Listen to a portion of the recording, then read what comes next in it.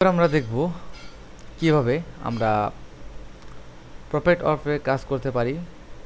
আমরা প্রপার্ট ওয়ার্ফ এখানে ইউজ করব আমাদের ব্যাকগ্রাউন্ড লেয়ারে এডিট প্রপার্ট ওয়ার্ফটি ডিসেবল। আমরা সেজন্য আমরা এটিকে কন্ট্রোল জে দিয়ে নতুন একটি লেয়ারে কপি করব এবং প্রপার্ট ওয়ার্ফ এখান থেকে আমরা দুটি তিনটি পয়েন্ট তৈরি করলাম এবং আমরা এখান থেকে দেখতে পাচ্ছি যে মুভ আমরা কিভাবে এটিকে মুভ করতে পারি।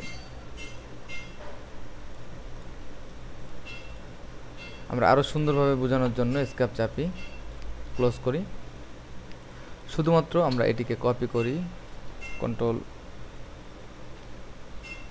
জে, এটিকে বন্ধ রাখি এবং ব্যাকগ্রাউন্ড একটি সাদা রঙের ফিল। এবার আমরা এই ইমেজটিকে সিলেক্ট করে এডিট ওয়ার্ক টুল এবং আমরা দেখতে পাচ্ছি যে এভাবে যখন আমরা এটিকে মুভ করছি এটি এই পয়েন্ট থেকে এই পয়েন্ট রোটেশন হচ্ছে এবং আমরা এখানে আরেকটি পয়েন্ট করি তাহলে আমাদের এই পয়েন্ট থেকে এই পয়েন্ট রোটেশন হচ্ছে।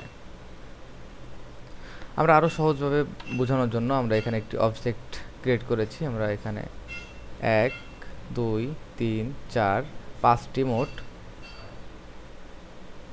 প্রপার্ট ওয়ার্ফ ইউজ করব। 1 2 3 4 5। এবার আমরা দেখতে পাচ্ছি যে কিভাবে আমাদের এই ওয়ার্ক টুলটি কাজ করে। আনডু, একটির সাথে আরেকটি ডিটেক্ট করছে এবং এটি এবং এটি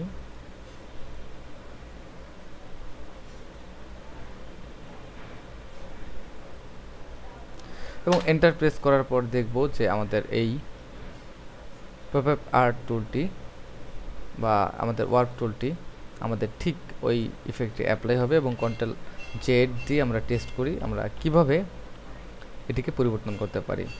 ধন্যবাদ।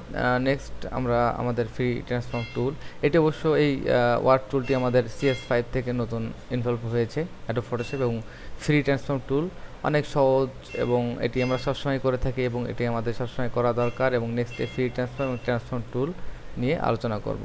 ধন্যবাদ।